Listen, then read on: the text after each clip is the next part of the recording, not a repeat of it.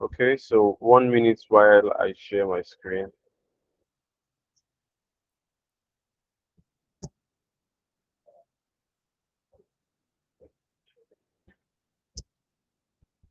So um, so please confirm if you can see my screen. Yes, I'm seeing your screen. I can see your screen. All right, all right. Thank you very much. Okay, so as we all know, this is web design class, and it comprises of HTML, CSS, and JavaScript for now. Those are basically what we discussed so far. And after talking about a couple of HTML and CSS concepts, we we started a project, or should I say a very simple website. And I shared the file with us, and we said this is what it looks like on desktop, right? You have the navigations over here, the header, which is comprised of the header, and then the navigations over here at the right hand side, and then the body of the site. So on desktop view, this is what our site looks like. So we discussed about some concepts we could use to arrange our structure this way, even from HTML to CSS. And after which we moved on to talk about responsiveness. And I said responsiveness basically means making sure that your website looks good on every screen size. It could be a very large screen. It could be the normal laptop screen or the small laptop screen. It could be a tablet screen or it could be a mobile device, right?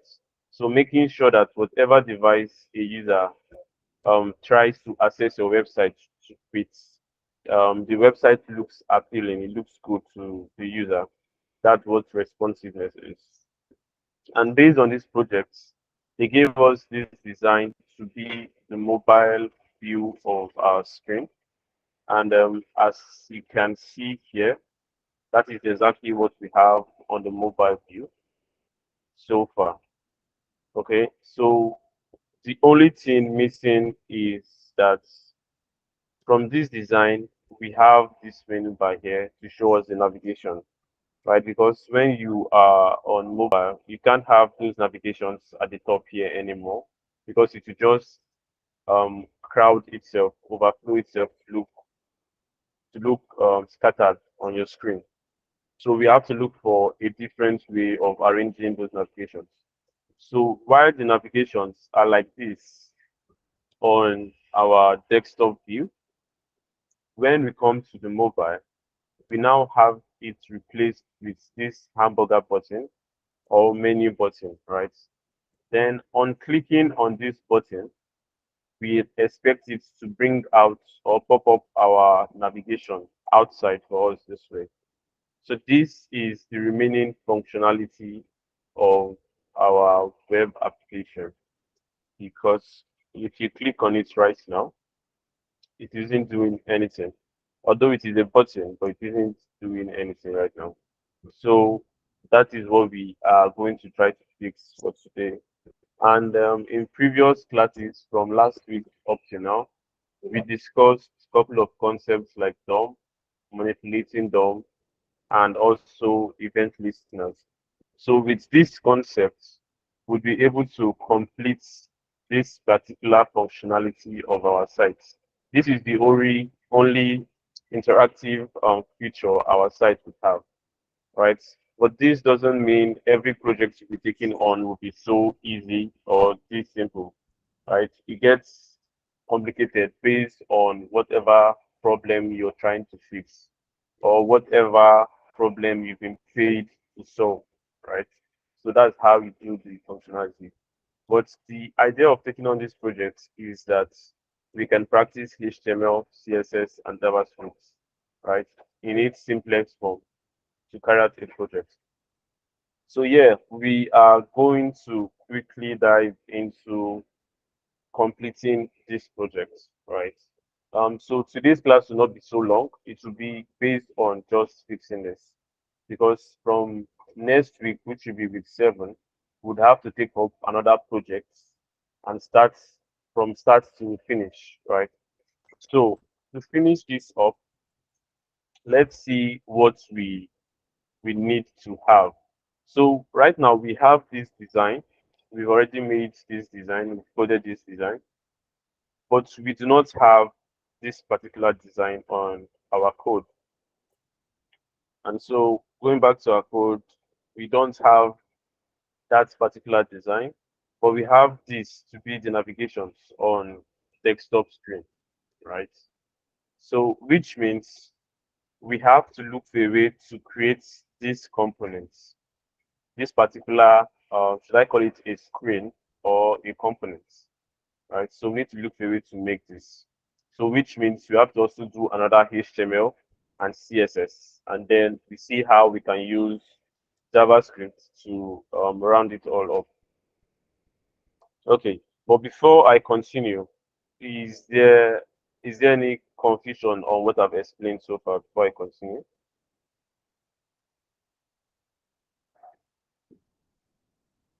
No, you can go ahead.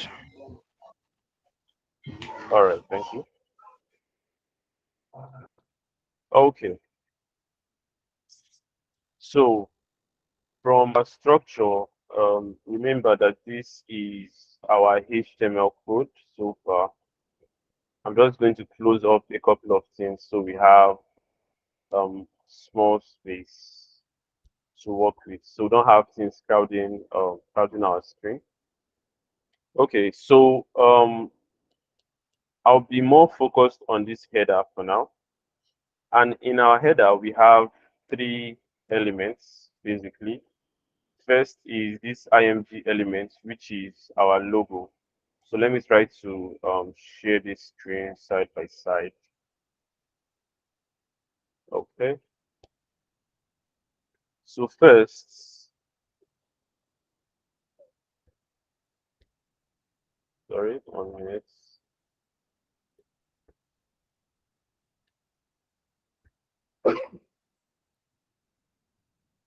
Okay, so first is this image, and this image represents our logo here, which is this W. The next up is this nav element.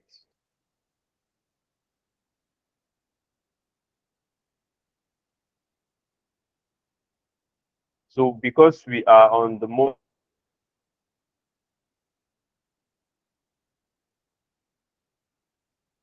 screen, we can't see the nav elements. So we had it visible on our desktop, but on mobile we made it have a display of none. So it could be taken out of our screen completely. Okay, so which means we can't have access to this in order to have this popping out. So create a new navigation, all right, inside another command. So we'll just say, let me comment here, and I'll say navigation for desktop view.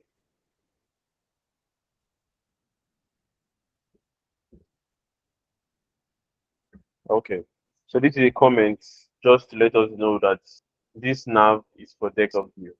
Okay, so but this button now represents this menu bar here.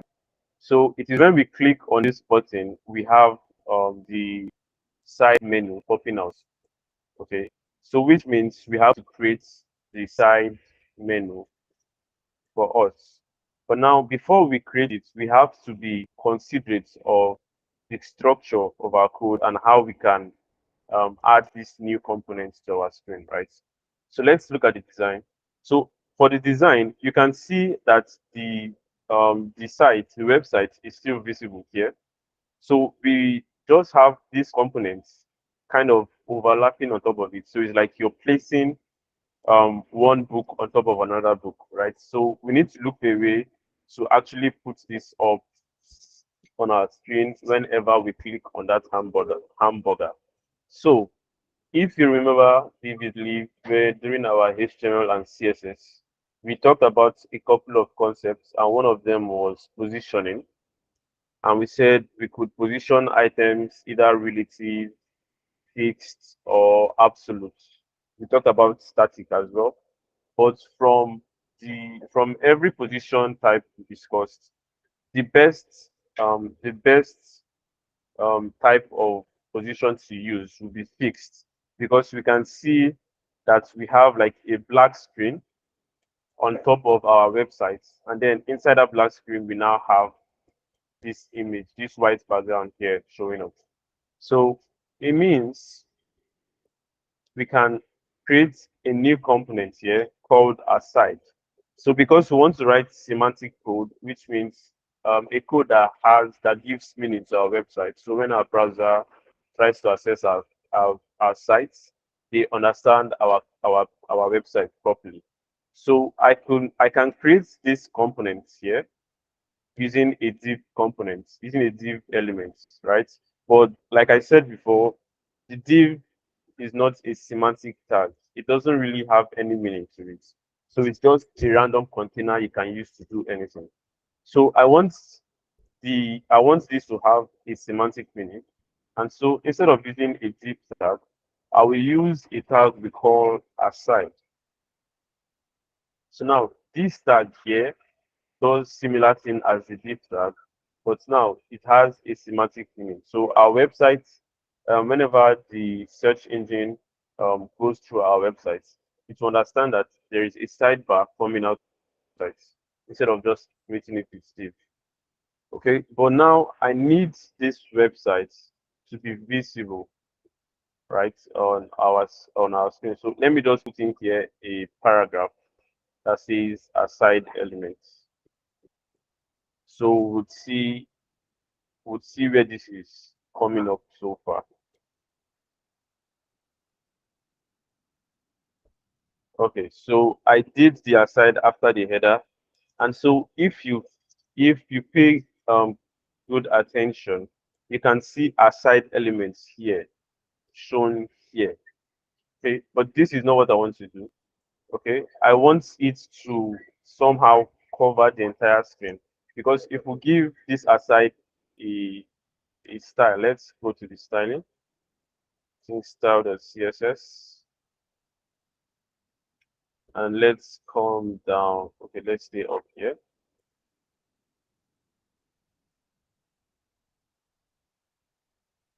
So over here, let's style the aside.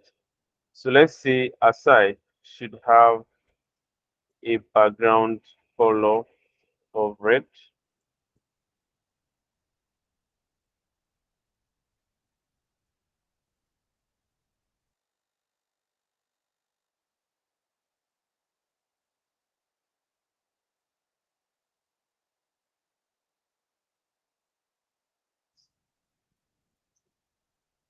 So let me give it a background color red. Our aside is just that small paragraph, right? So instead, we want it to be the entire screen, but it shouldn't shift out anything from its original positions. But instead, it should be like on top of all of them. So we can't just do it by putting it like that. We have to give it a position. And notice that firstly, I'm trying to dynamically write it here so to be visible on our screen. Then later we'll use JavaScript to make sure that we put the add and remove functionality of it. But for now, we want it to be shown on our screen so we can um, design the look properly first. So what I can do here is give aside a position. So I will give it a position of fixed, right? So when I save this, so you can now see it's fixed here. So now let me give it a top. So let me say it should be fixed to the top of 0, because from this design, you can see it is fixed to the top here, right? Fixed to the top, the left, and the right. So on giving it a a fixed position of a top of 0. Let's say we'll give it bottom 0. Let's give it left 0 and also right of 0. Let's see what this will do for our code.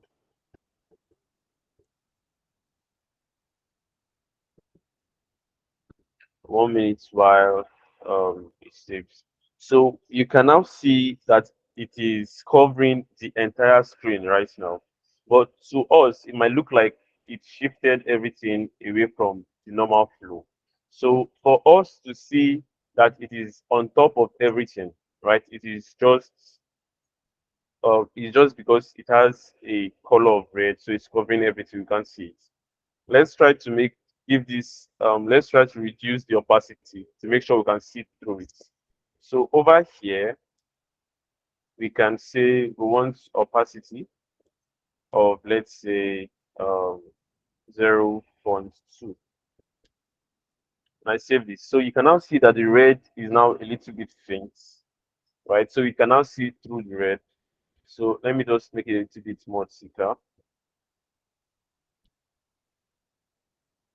Okay, so you can see through the red, right? So through the red, you can see our screen is still there, but this aside element is now like on top of our website, which is perfect. That is good. So, but for us to achieve this, we need to make sure it is looking like this. So this is like a black color that is a little bit faint, not red. So let's change this.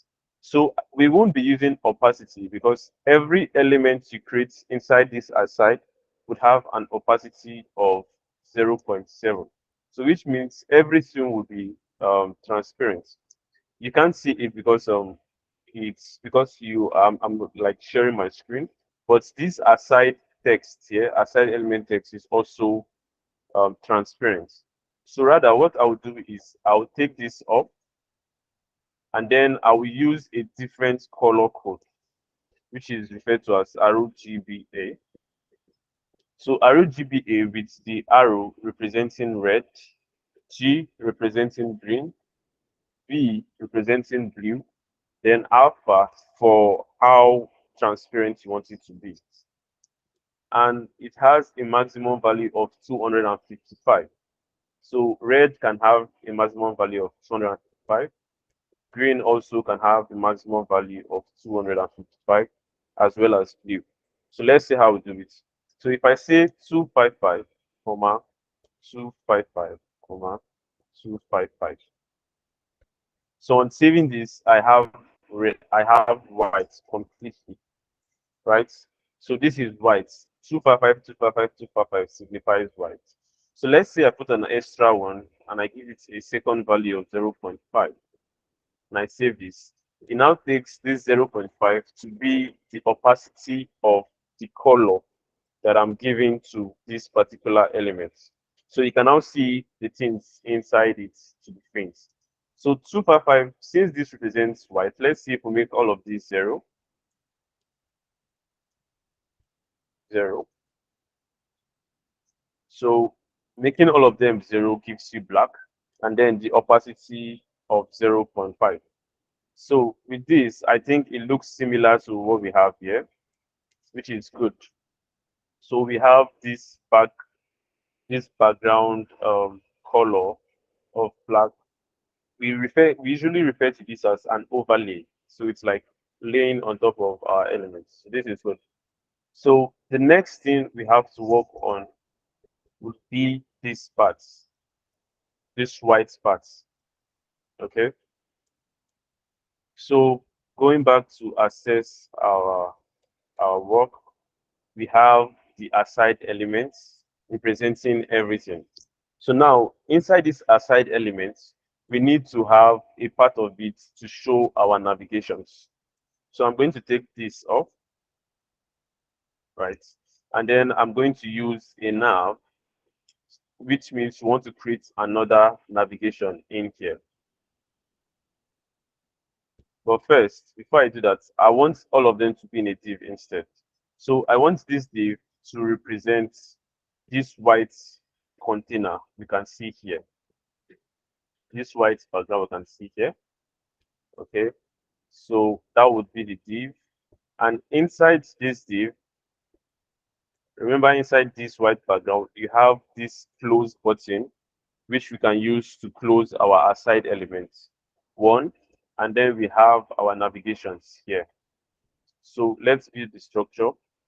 So inside our div, firstly, we would have a button for close. So let me just write dynamically close text here. So after the button, then we have our nav shown here. So this nav will take all of the elements, all of the navigations we want to show. Okay. Need to be careful to make sure we didn't style nav directly here. Okay, so we styled nav directly here. So this would give us a problem because it would be if I create any nav, if I create any element with nav here, it will now be it will no longer be visible to our screen, right? So we have to make a little change. Let me increase the screen here. What I'm trying to say is if I make this nav and I say, let me say I put in content. So by right, going back to our screen,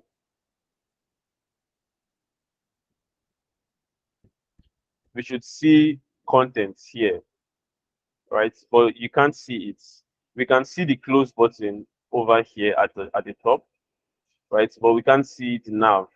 The reason is because in our CSS, at a mobile screen size of 375 pixel, we've said nav should have a display of none, which means any element that has that particular, any element that is a nav element should not be shown on our screen, right? So that is a mistake in the first development. So it means we have to adjust it. So here, the best method would be to give this an ID, and let's say desktop now. Desktop now. This.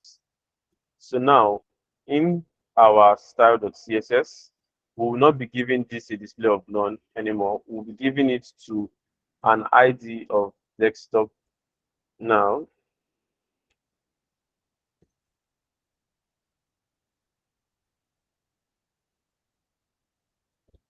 So with this, everything remains the way it is. But now I can now create nav elements in our page and it will be visible. So content, although it is a little bit black and faint, but after close, you can see the text here that shows content. So that is good. We are making progress. Okay. So since this is desktop now, it should be wise to come over here and give this an ID of mobile now.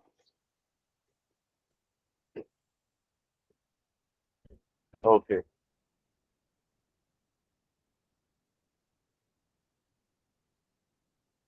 good. So now what we want to do is we want our div to have a background of white first that doesn't occupy the entire screen. So it just occupies a certain percentage of the screen, but then it should occupy the entire height of the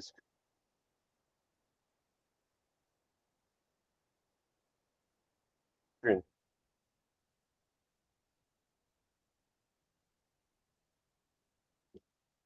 right? So to do that, we'll go back here and it has to be this div. So let's give this div either a class. So this is the name. Let me say mobile nav container rather. So this is more descriptive for me. Mobile nav container. So I would save this. And now let's style it. So going to our CSS.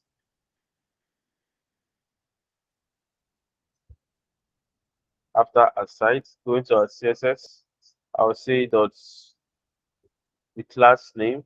So we want it to have a background color of white.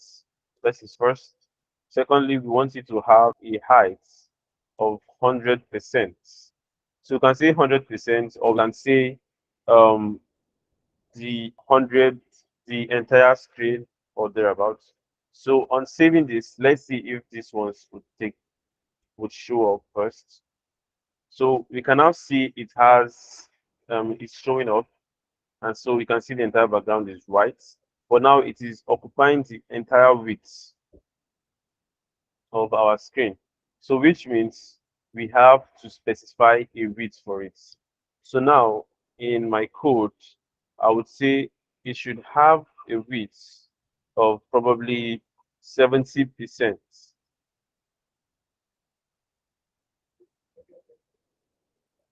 So now let's roll out. So now giving it a width of 70%, you can now see that it has a particular width here, and the remaining part is showing the overlay, which is almost almost similar to this.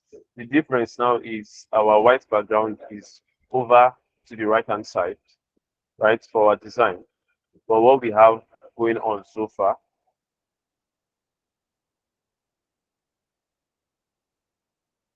is here at the left hand side. So we can try to fix this up. So let's see first if we can fix this by giving the mobile nav container a margin, which means push the give it a margin at the left hand side. So let me say um, I give it a margin left of auto would work.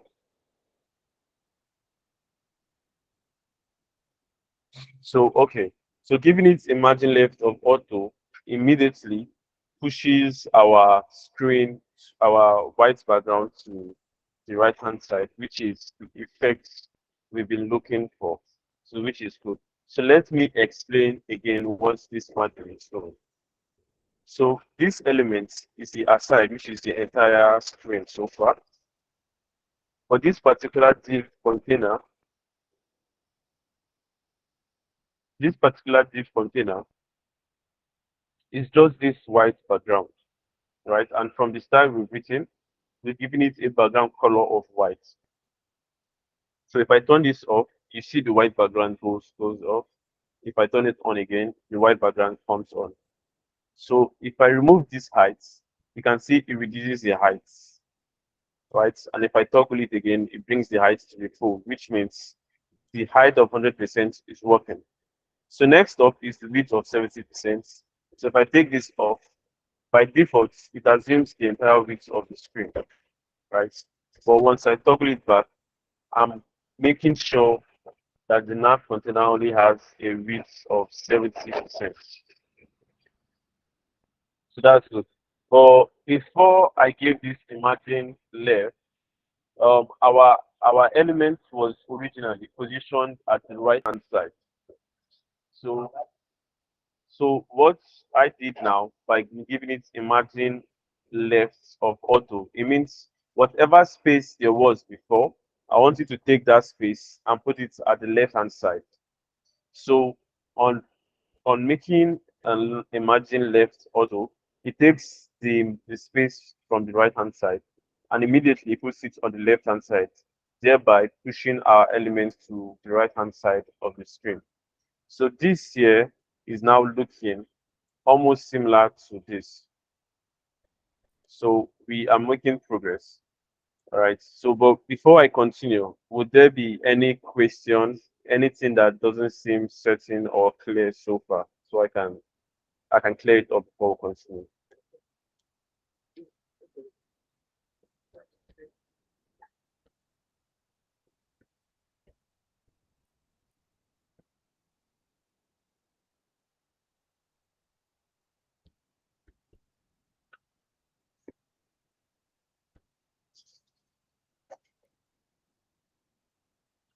Okay. So I'll take the silence for to mean no. All right. So we'll continue. So now what we have on our white background is this close button, which right now doesn't do anything, and then this content. But what we want instead is to have this close icon as our button here, and then these navigations. So let's go back to fixing that. Right.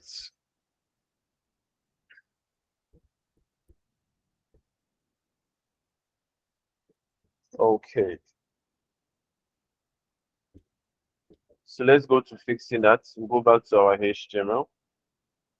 So for this close, instead of writing close, we need to use an icon inside the button.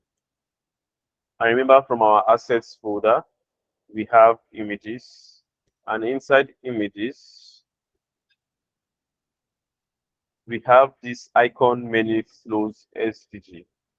Okay, so it means inside our button would have an IMG in order to have that image shown. So the part to this, if you all remember, is dot assets images and slash. We have icon menu flows dot svg.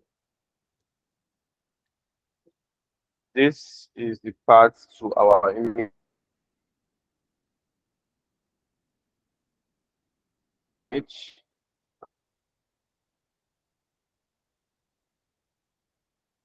and then over here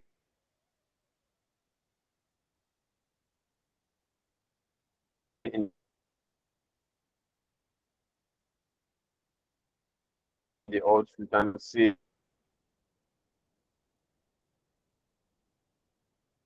the um, close menu button or close we indeed. Okay, so there is image, right? But the image doesn't see message instead. So which means there is an issue with our parts right here.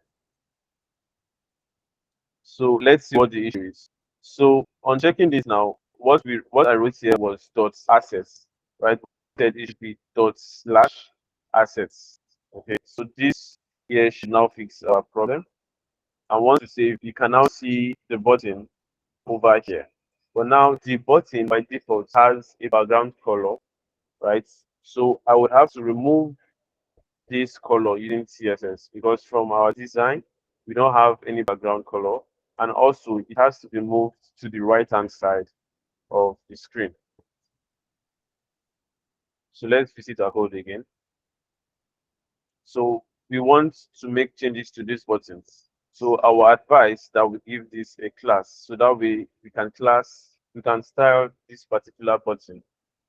So I'll give this a class of mobile nav load button. Forgive me if my class seems to be too long. I use this method because it helps me understand what the class is for, what elements the class is corresponding to. So now That's all I'll right. use this class to style our button. Yeah, I'll use that class to style our button. So over here, I'll say mobile nav close button.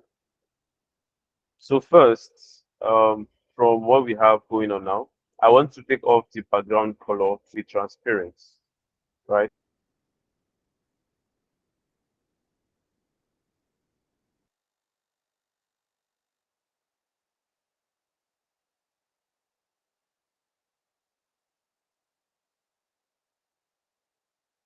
So I would say give this a background color of transparent.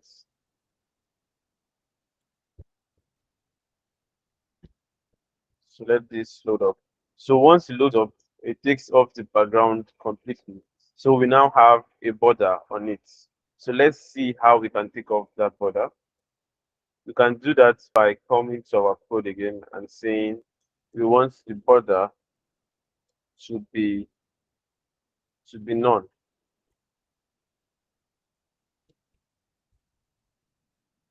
When we save this, you can now see there is no border on our button. So all that is left is to push it to the right hand side. And just like we did for this white background, we can try to use margin left of auto and see if it will work for us. So the reason why I'm saying if is because sometimes or most times, you know that margin left auto removes a space and pushes your item to the right, the right hand side completely, right? So sometimes you might try to carry to do the same thing on an element, and you find out that it is not working for you. That is because the structure doesn't permit that concept at that moment. And that's why I said if, because sometimes it works, sometimes it doesn't work. So you have to always pay attention to what is working at that particular time or what doesn't work for you at that moment. But for now, we'll try margin left of auto. If it works, good. But if it doesn't work, we use some other method to fix it. So let's see, margin left of auto. So this here now would now push our button to the right hand side. So we just have to wait for this to load. Let me try to refresh our screen. Okay, so we can see now that it isn't working for us this time, right? So it isn't working for us, even though we've given it a margin left of auto, just like I said.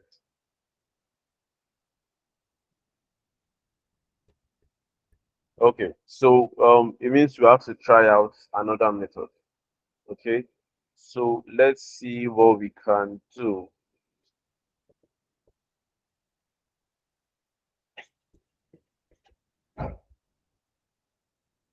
Okay, so but before I do that, let's add this space that we have on the top, right, bottom, and the rest of them. So to add that space first, it should be in this mobile nav container, which is the white background. So let's have a padding of, let's say, 20 pixels for now.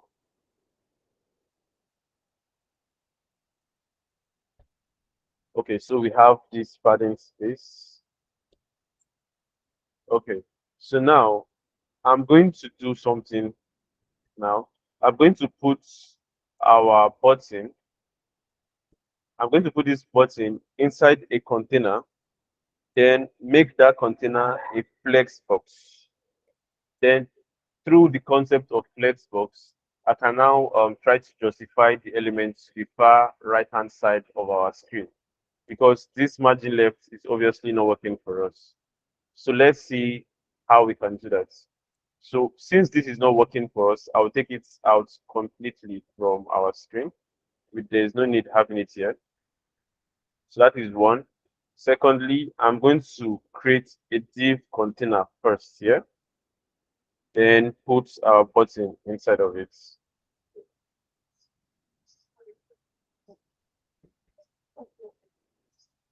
Okay, so now I'm going to give this a class. All right, I'm going to give it a class of close button PTH for short, close button container. Right, so this is now the div holding just this button. So just creating that div, it shouldn't change anything on our code or on our screen so far. Right, as you can see, let me refresh again. It shouldn't change anything so far. So for now, we now have our button inside inside a container that we can make a flex box and thereby pushing it to the right hand side. So our button is now inside this container. Okay. So going back to our code, you can now say, let's style this container based on its class. So we'll come down here. I would say now this class, we want to give it a display of flex.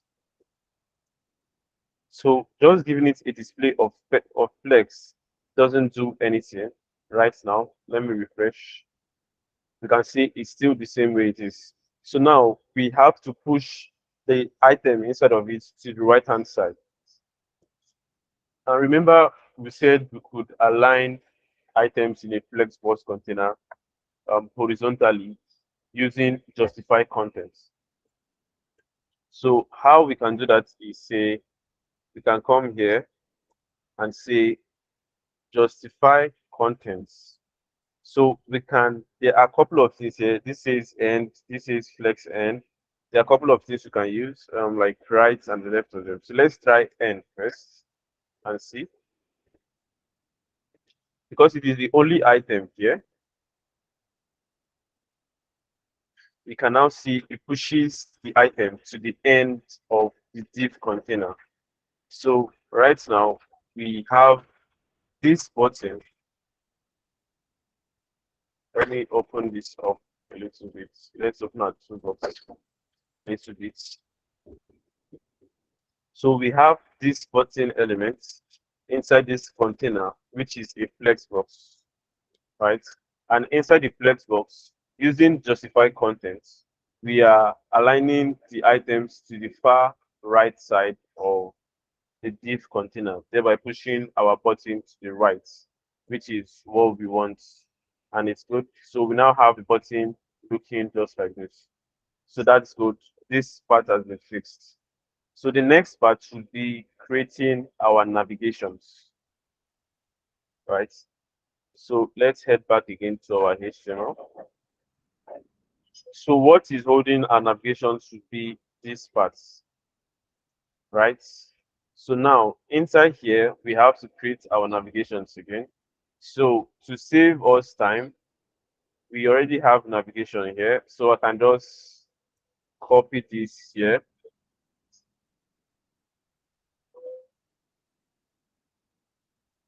and paste this here.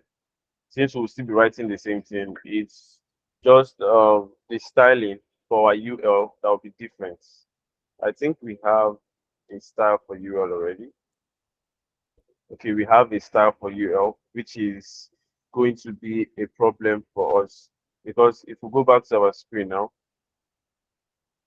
you can see the items are placed horizontally instead of one after the other, which is not good, right? So this is why sometimes when you are making your CSS using tag names, you have to consider if along the line you'll be creating another element using that same class, using that same tag, right? So you mind the kind of styling you're trying to give that. Although we can remedy this using another method, but we don't have to go through complicated things for now. So let's just keep that. So which means I'm going to edit this back by going to this UL we have here, and let's give this a class. Let's give this a class, and I would say desktop UL. Right, this is the name, desktop UL. So now I would take this off. Instead of UL, I'm applying it to desktop UL. Okay, so now this other UL we have down here will now be back to normal.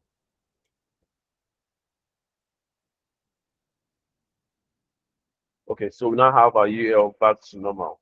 Okay, so that's good. So we will now have to style them one after the other in order for it to look like this. And so in order for it to look like this, first, we need to have a space at the top here.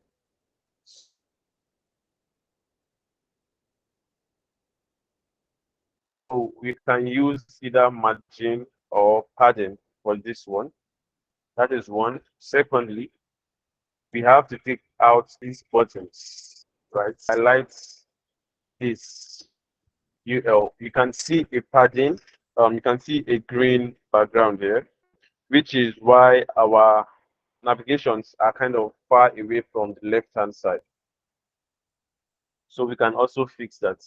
So let's see how we can do that. We'll do that by giving this its own class. So let's say it has a class of mobile UL. Good. So I'll come down here and say I want to style mobile UL.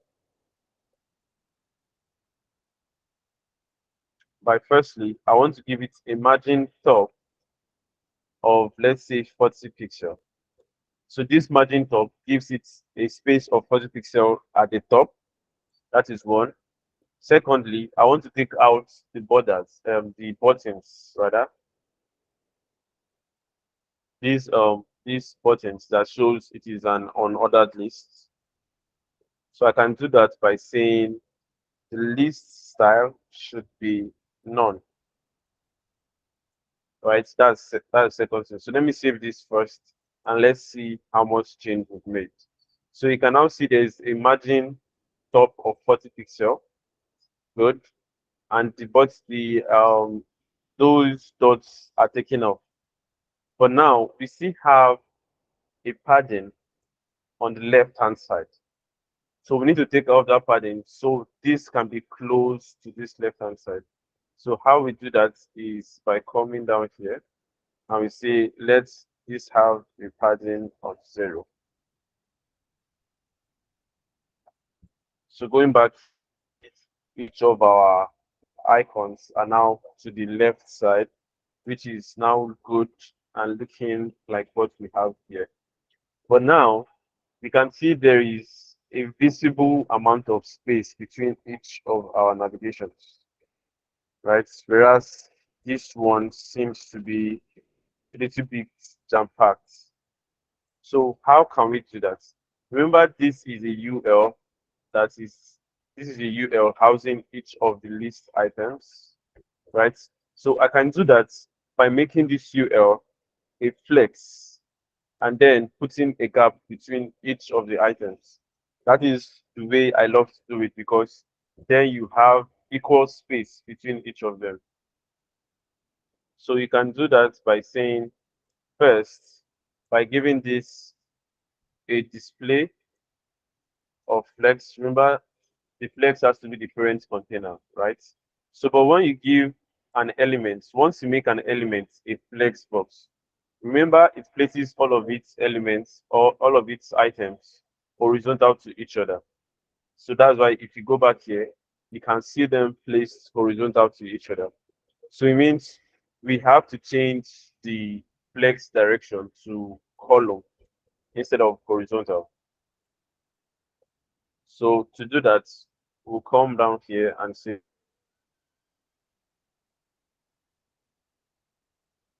the flex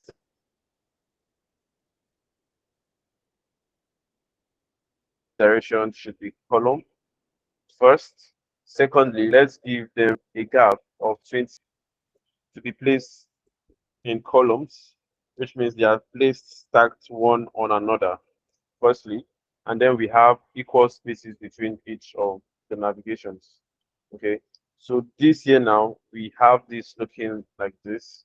So you can argue that the size of these LIs are not accurate, but that would be based on you, based on your description. You can further do that. So with this, we have our design UI looking like our development UI. Okay, so this here is that we've created a UI. We've developed the UI for our screen, which is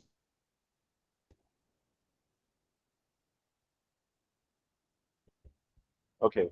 So this is developing the UI to look like our design. But remember, these buttons are still not functional. All right. And every time you refresh your page, this will still be stagnant, will still be static on our screen like this. So which means we need to take this off by default, right? We need to take it off initially from our screen. Then anytime we click on our menu button, we want to pop this up on our screen. Okay.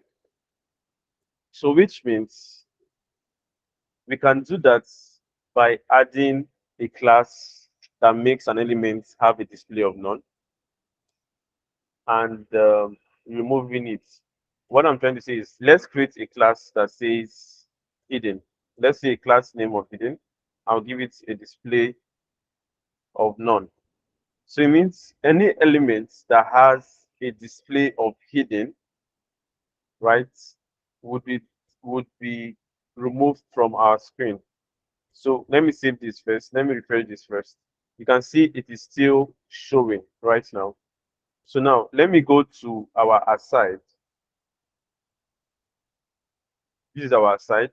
And now let me create a class and give it hidden.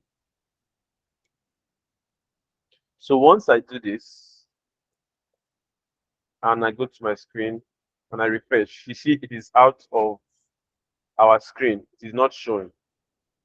Right? Let me refresh again so you see. So I'm refreshed and you can see it is not showing. If I now take out hidden,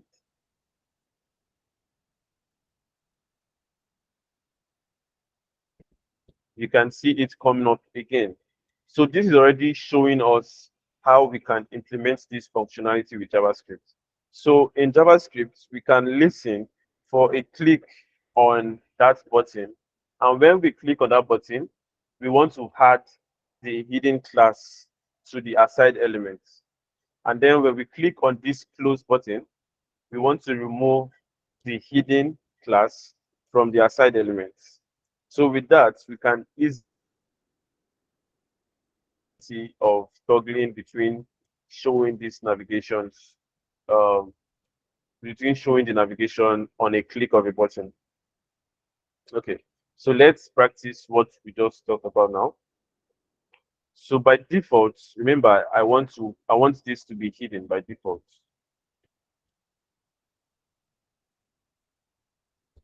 So I want it to be hidden by default. So until I click on this button, okay, so we would have to go to our JavaScript code for this. So we do not have any JavaScript right now. So let's create our JavaScript.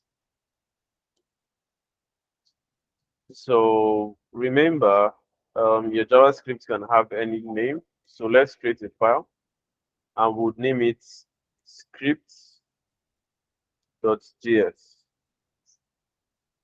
So this is our JavaScript file. All right, but we have to import our JavaScript here. And we said there are two ways. It's either I do it here at the bottom, which is what we are going to do now by writing script.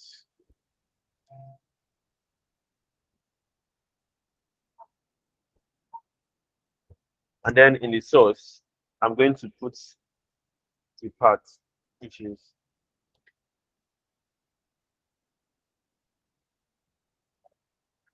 script.js. So with this, I have been able to link our JavaScript to our HTML because if I come to our script here now and I say console.log connected and I load, I save and then we load our screen. So if we go to our console, you can see connected showing here. So this is to show us that our JavaScript is now connected. Okay, good. So now let's go on to implement this feature. And I said there is something that helps us with solving our issues with programming. And I said it's pseudocode. And pseudocode is writing step by step what it will take you to fix a particular problem. And so what we want to do is we want to click on this button, and when we click on it, we want to show the aside element. So it means what we have to do first of all. So this is going to be our pseudocode. So I would say the step one would be that we need access to we need access to our menu button. All right, we need access to this button first of all because we need to add an event listener to click on the button. Okay, and also we need access to this aside because this is where we want to be adding a class of hidden with each anytime we click on a button, right? Okay, so let's go on to getting that element. And we say get all the elements from DOM you hope to manipulate. So this will be the first step. We need to get every element. And right now we said we need to be able to get two elements for now, which is the button and this aside element. But also we need this button as well, which is the close button, because when we click on that button, we want to be able to close our aside menu. So it means we need three elements. So let's go on to continue with the next pseudocode. So once we've gotten those elements, what we event listener on we need to add an event listener on this button, okay, and make sure that once there is a click event on this button, we toggle the class of hidden on our aside. So we'll write that as our next step. So say step 2, put an event listener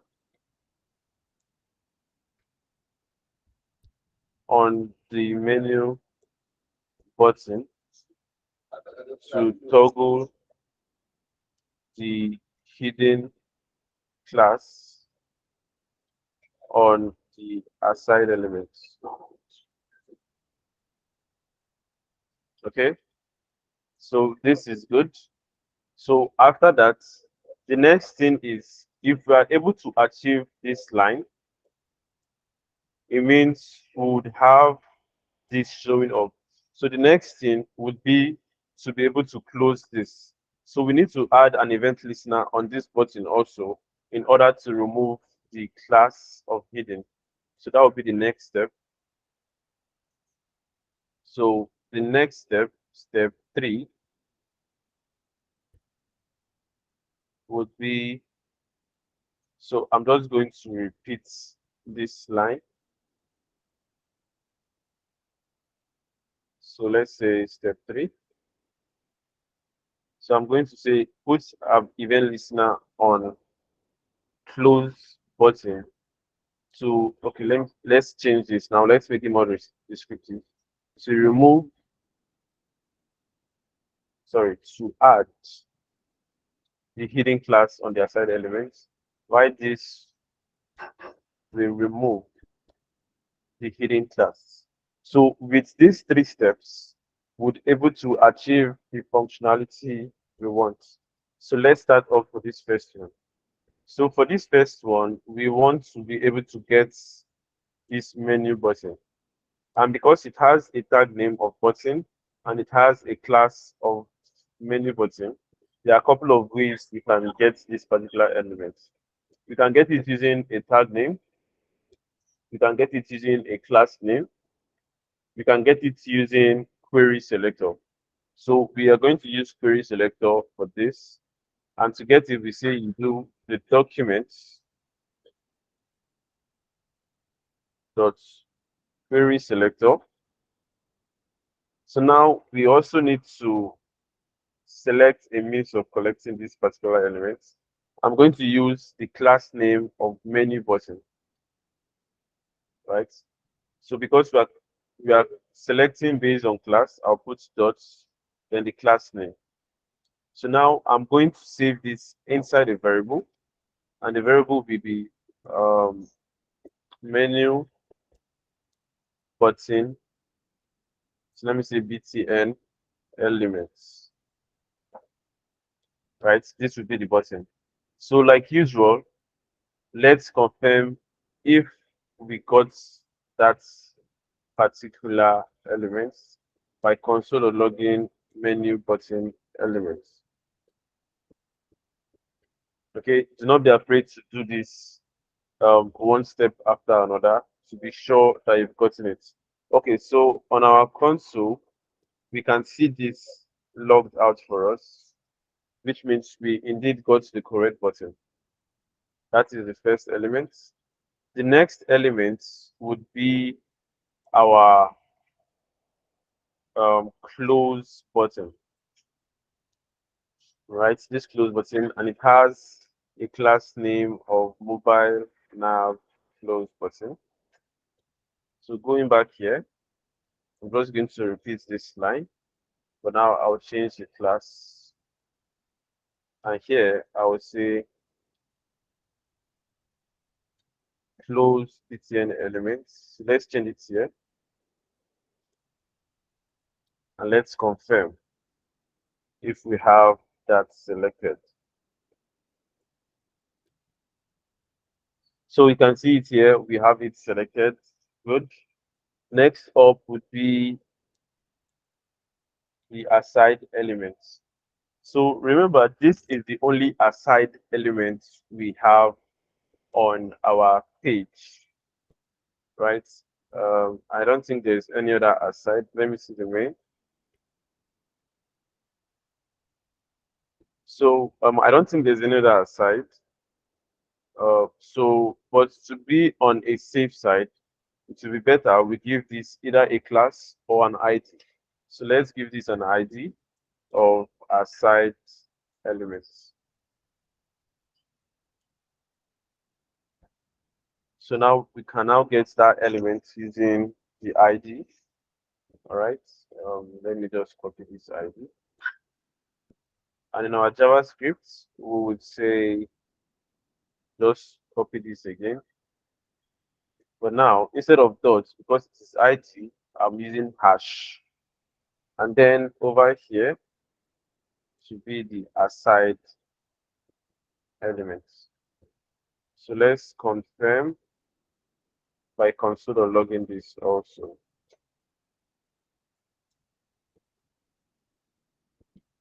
Aside elements.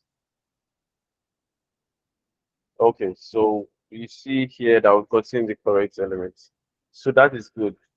So with this line of code so far, we have been able to finish this first step, which is get all the elements from DOM you hope to manipulate.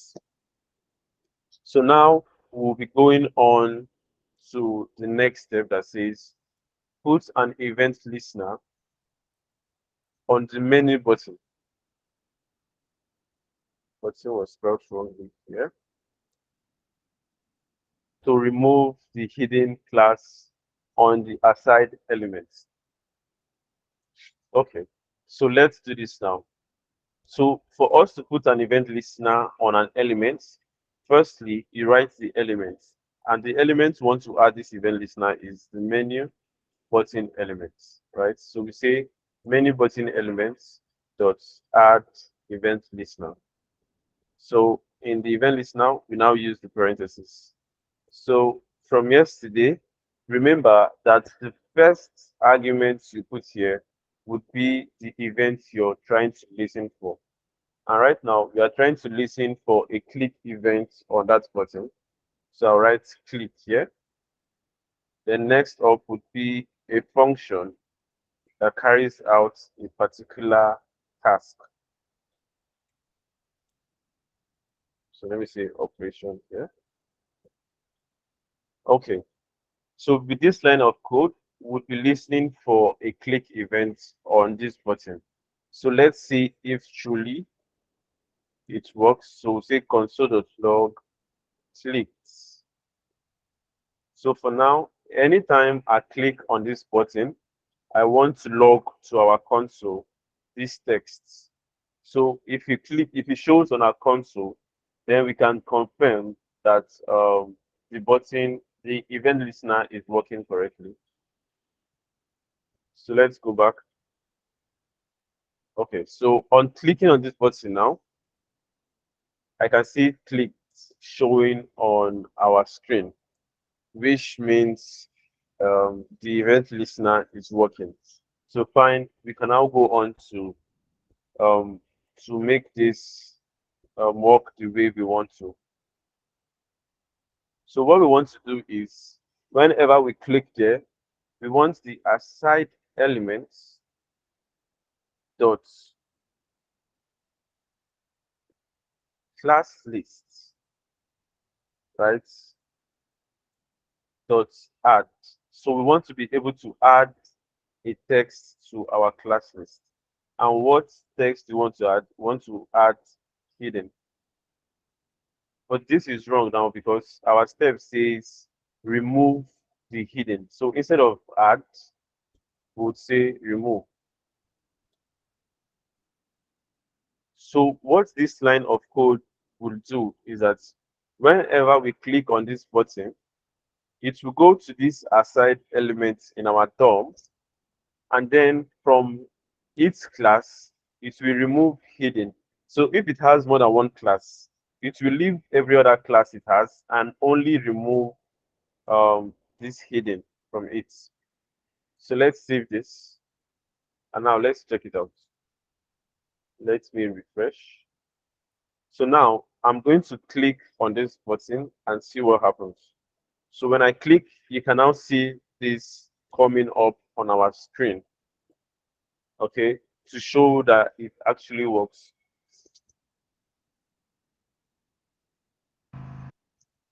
Okay, let me refresh my page again and let me do it again. You can see it's working again. So it means with with this line of code, we've been able to complete this step 2. Okay, but now step 3 would go on to allow us close it whenever we click on the close button. So step 3 says put an event listener on the close button to add the hidden class. So which means we can repeat this line of code. I'm going to copy it here and I'm going to paste this. But now I'm going to change the particular element I'm putting the event listener on. So from menu button, I want it to be on the close button element. All right. We are listening for the same event, which is click. And then the operation, we want it to add instead of remove. So I'll change this to add. Right. So remember yesterday we talked about toggle. So what toggle does is that if the element doesn't have that particular class, it adds the class. But if the element has that class, it removes the class from it. So on saving this, we go back to our websites. Now let's test this if it's working properly. So when I click on this, it shows our menu. And then when I click on this, it removes our menu. So with this, we've been able to implement the small functionality of our screen, and this looks good for us. Okay, so it depends on how well you understand these concepts. Sometimes instead of it just popping up right now like it does, you can make it slide in from the right hand side of your screen. We can also make it slide out from the left, that same right hand side of the screen.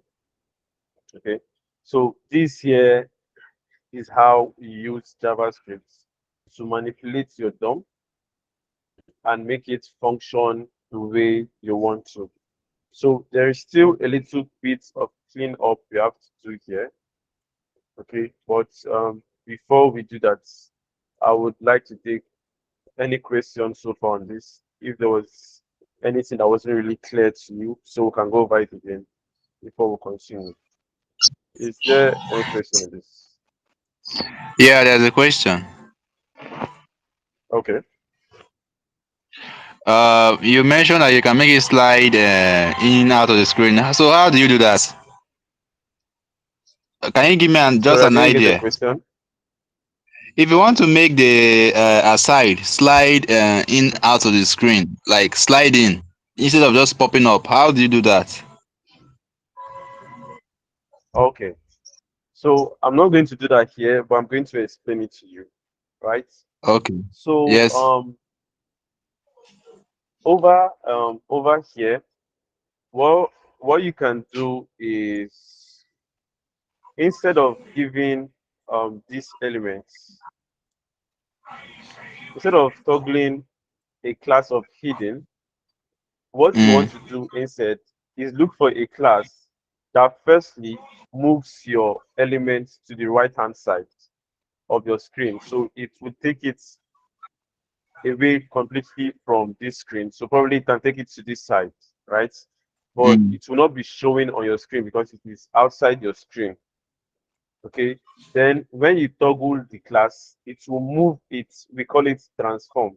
It will transform it from its former position back to a new position.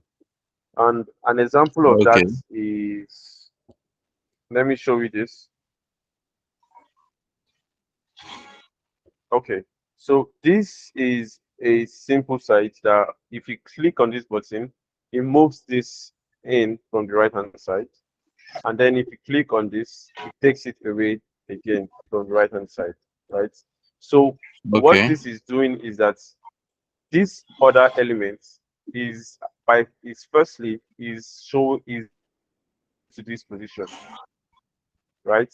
So it is only Yes. when I click on this button that it now moves this one away from this place here. Then it moves this one in like this. Okay. Okay. So this is a more complex way of doing that functionality. So it will be fine if you understand these concepts first before you try the other one, because then you would appreciate the other method better, right? All right. Thank you. But yeah, in subsequent projects we'll pick on. Maybe we would consider how we can actually Yes. make that come to play. Sorry? Thank you. Thank you. Okay. All right. Is there any other question so far on this?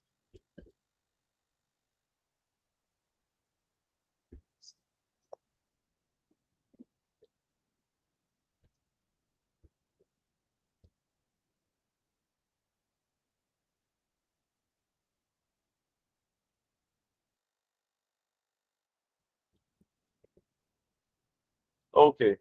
So if there is no other question on this, I want to show us a different way we can still do the same thing, right? Um,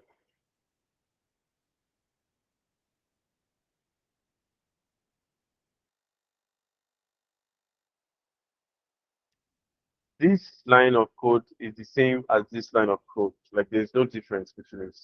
So it means what this function is doing is the same thing that this function is doing, right? So instead of removing and adding, we can toggle, right? We can toggle. So which means we can create a separate function that toggles the class, right? Which means it adds or removes based on the current condition of that element, right? So we can create a function that does that and then use that function for each of these buttons event listener. So what I'm trying to say is we can come over here and create a function. Let's say function should be toggle aside, right? So this is a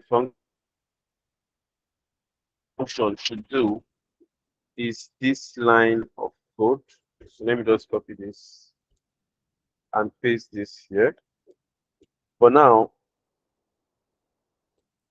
we want it to actually toggle this particular class. Okay, so we have this function which does this operation. So now, every time we listen for an event listener for an event of click, we want to run this toggle aside function.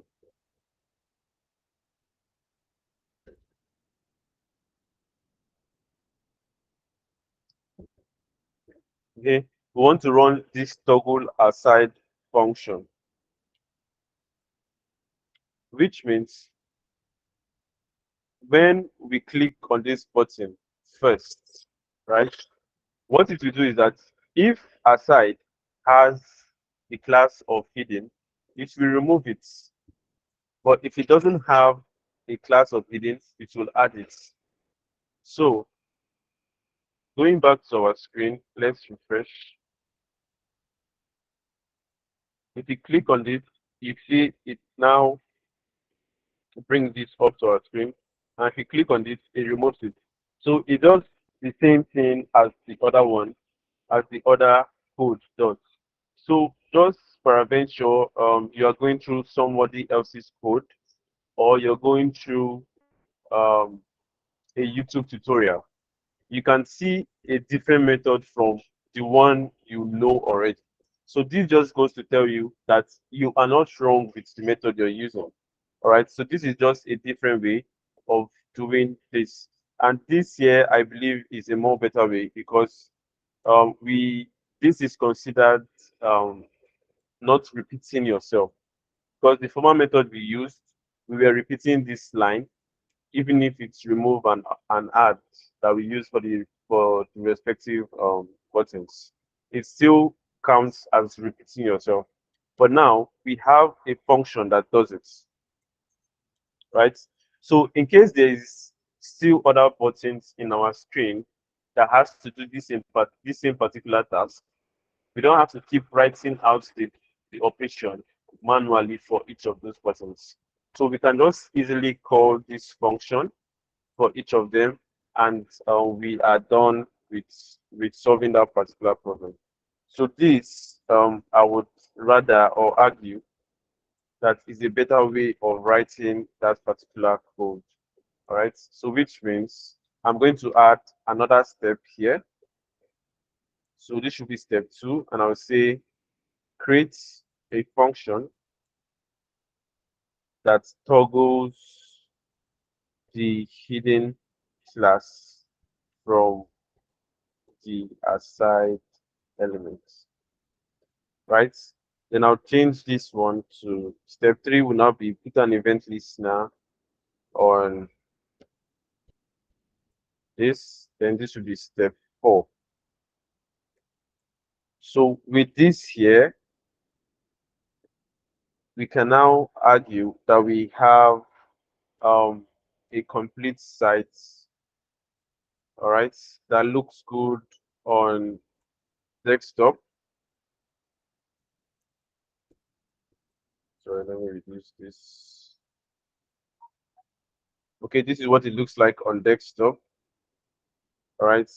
And then when we go to our mobile, this is what it looks like, which is good. Okay. So just viewing this, it could appear to you like there is no problem with this.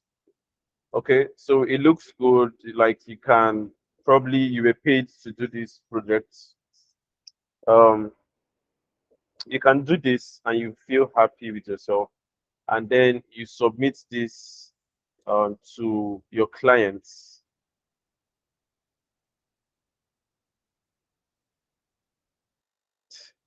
And probably your client is now using it one bug. What is that bug I want to talk about now? When I open this up, right, you can see this is showing. Okay, so in real life, they might not be able to run into this bug because in real life, if somebody using a mobile, they just use it on mobile. If they're using it on desktop, they just see it on desktop. But now, because we are developers, right, it means we have access to both mobile and desktop once at a time. So right now on desktop or mobile, you can see this open up. So if I now increase this screen to a desktop screen size, you can see that we still have this popping up here on our screen, which shouldn't be so, right? So which means there is a small bug here because this is a desktop screen. This should not be showing up, right? Until I click this in accidents, right? So this is wrong. So we can fix this small bug by writing a responsive code, which is in our CSS here. We want to write a media query screen. Remember, this one was for a maximum width of 375 pixels, which means for mobile screens only.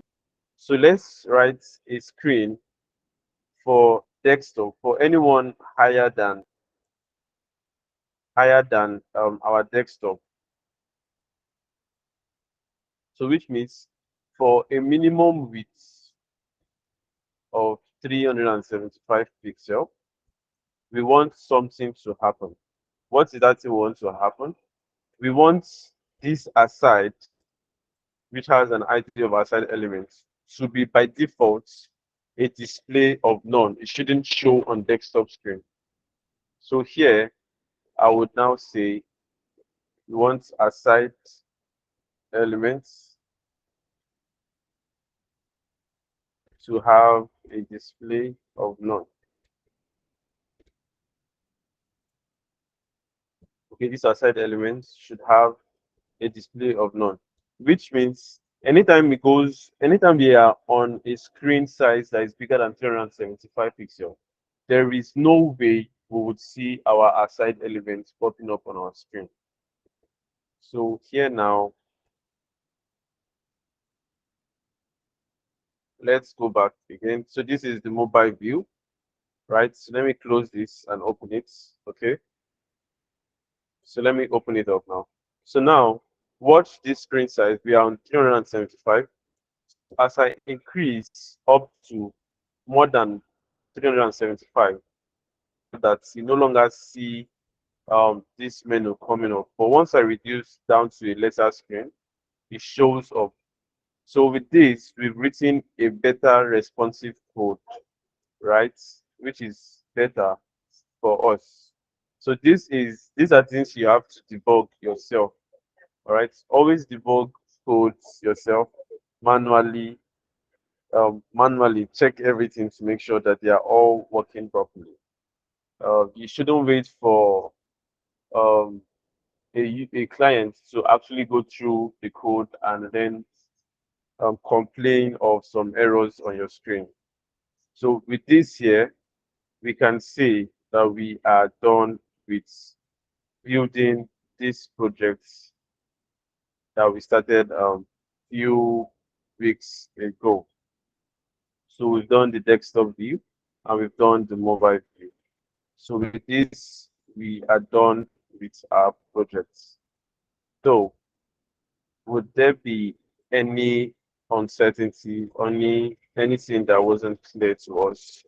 It could be from the start of this web design class up to now. If there's any, we can quickly ask the questions.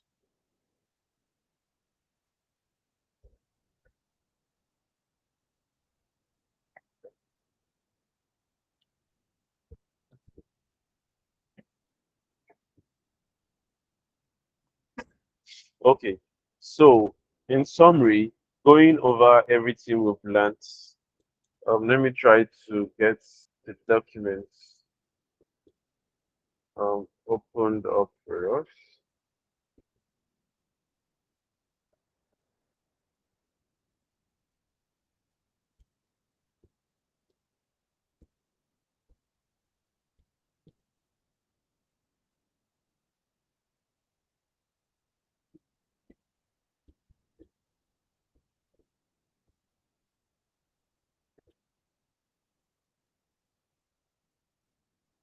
Okay, so from the start, we have been able to introduce ourselves to web design, um, and we said what we'll be concerned about this web design class are basically three things, which is HTML, which is used for creating the structure of the code, right? And then going on to CSS, which is used to arrange the structure to make sure it looks exactly the way you want it to. And then we went on to JavaScript, which is used for making your code interactive. And we said web design is like building a home for yourself, where HTML is like laying the foundations and blocks, right? But you can't stay in it. It is a full house that has a roof, has a window, has a door, right? And has the wall all up, but you can't stay inside of it. So CSS is when you paint your building, you put your curtains, you put your furnitures, and make it look very pleasant, right? So that way, it looks nice for you to you. So CSS does that by adding beauty and arrangement. But then probably it's a skyscraper, right? You have a lift, but it isn't working. So that is where JavaScript comes in. So JavaScript makes your site more interactive, right? As you can see from our code, our websites, before JavaScript, clicking on this button didn't do anything. But right now, it toggles this aside for us whenever we wish. Okay, that was it for it. We talked about a framework, Bootstrap, also especially, which is a CSS framework that makes you write less CSS. All you have to do is understand the class for that particular function. And then we talked about JavaScript. We talked about variables and data types. Talked about conditional, and we talked about iteration and the rest of them. And most of what we talked about in JavaScript, we haven't used them practically here to fix anything.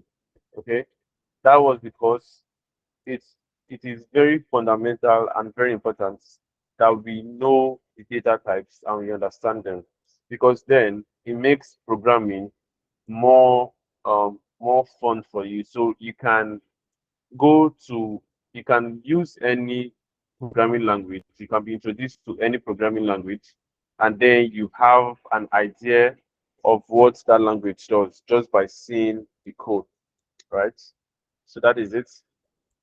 And with that, it rounds up the first two module of this web design class, right?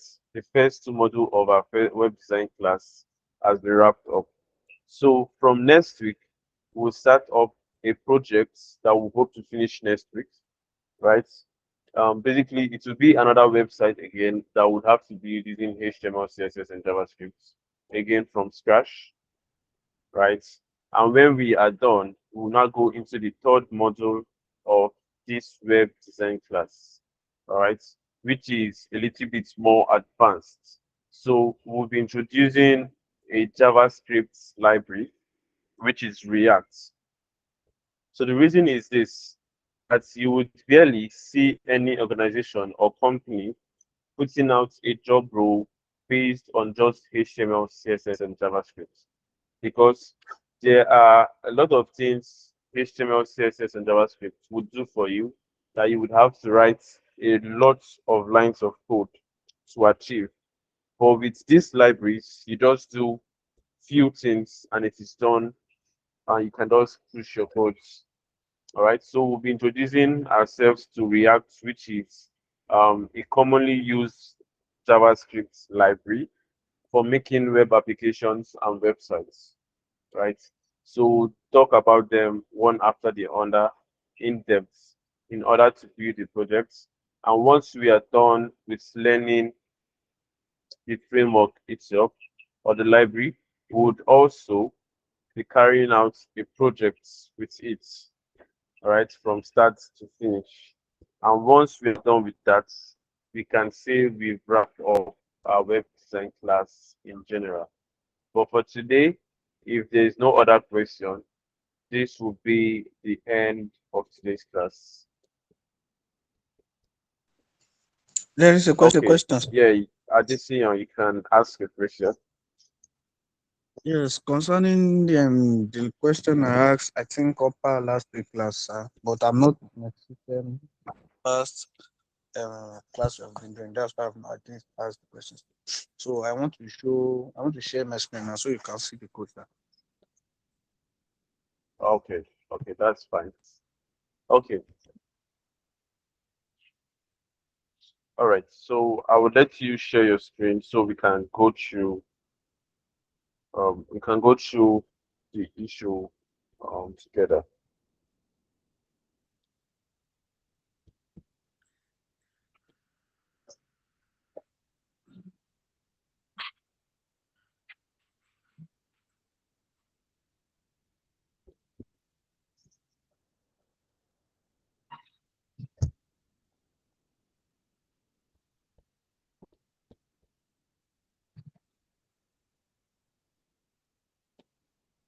So Okay, so this is my yeah. style.css,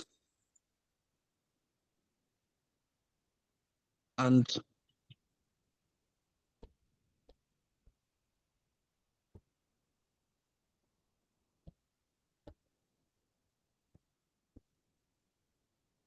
now this is the screen on the on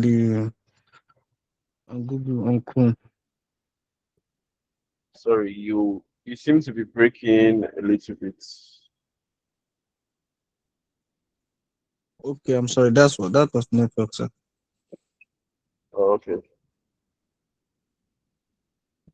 So can you go over your question again so I can get the The actual question is that problem. I was unable to move this to the right hand side. You know, you said before to move it, you have to use justify contents and something like that. So, and I tried it there, it Okay. doesn't work there. Okay. So let's go back to your HTML first. Let's see your structure.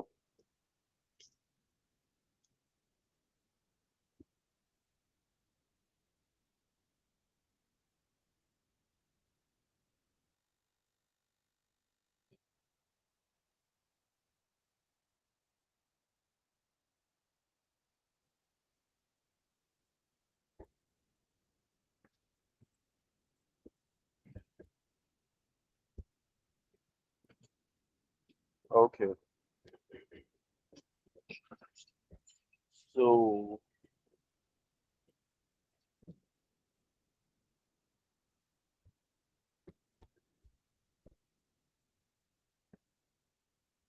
um, I see a couple of bugs or a couple of things I don't properly understand so far. So Okay. okay. So let's see. Um, the defining text, right? The div that has a class of defining text, right? Yes, yes, yes. The image. Yes. Okay. So um, inside it you have an image, and then you have another div inside of it. Is that is that so? What this is, I can't tell you, sir. Okay. So I said, can you hear me? Yes, I can hear you now, sir. Okay. So your structure inside the div of defining text, you have an Yes, image sir. there, and inside Yes, you have another div of defining title, yes. Defining right? type, yes. Okay. So that defining title also has a div inside of it that Yes, has a yes, paragraph on the the bottom. paragraph, yes. Okay. So which container exactly are you making a flexbox? The main, I'm using the main. I think it should Okay, be, so you're yes, main, using yes. main. Yes, Okay. So inside main, there is just one element inside it, which is that first div. yes. So If that is what you're using, then there is nothing that will go to the right or the only thing that will go to the left because it is just one element, right? So, but rather, what I think would work, because from my end, inside main, we have a div container first, Yes, sir. and we have Yes. two. I have two elements inside that container. So first, I have Okay, sir. main contents that holds the Okay. image, and then the other stuff at the right hand side. Okay.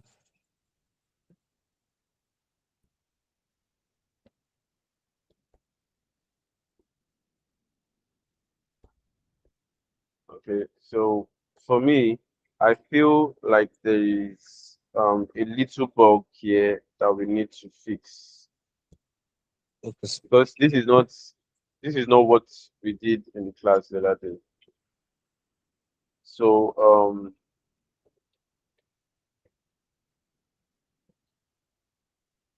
okay, so let's fix this. Okay, go to your browser. Let's see how we can fix this.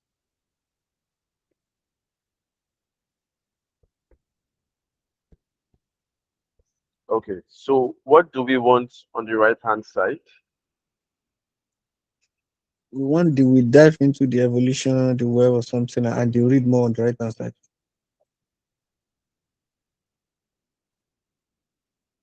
Okay, From here to here, want it on the right hand side here. okay,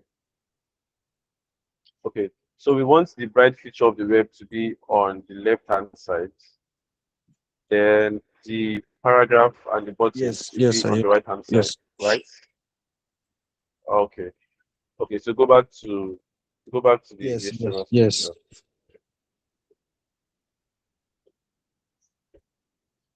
Yeah, yeah, you can go back to the HTML. yes. I'm not in the HTML, sir. Okay.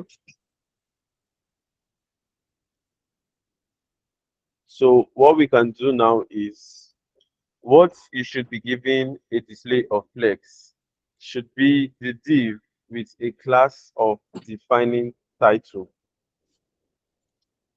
Okay, So that is serving as the parent container for the H1 and then the other div inside of it. paragraph, So your which is the in paragraph. your CSS, yeah. So in your CSS, you should style defining title to have a display of flex one. So now what's your class there is that you have dot defining space title, Divine. which is not the same as your Okay, class. Like you should check your HTML. So the defining title, there should not be any space. There should be instead a dash, probably a dash or an underscore. I mean, in your HTML first.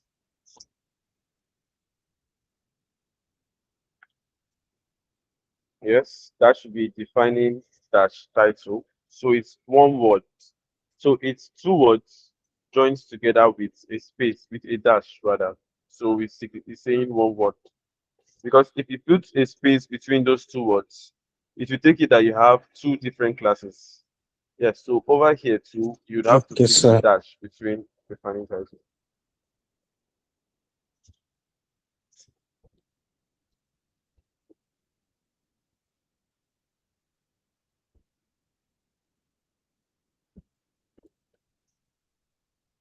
Okay, so now let's see our browser. Let's see what we have.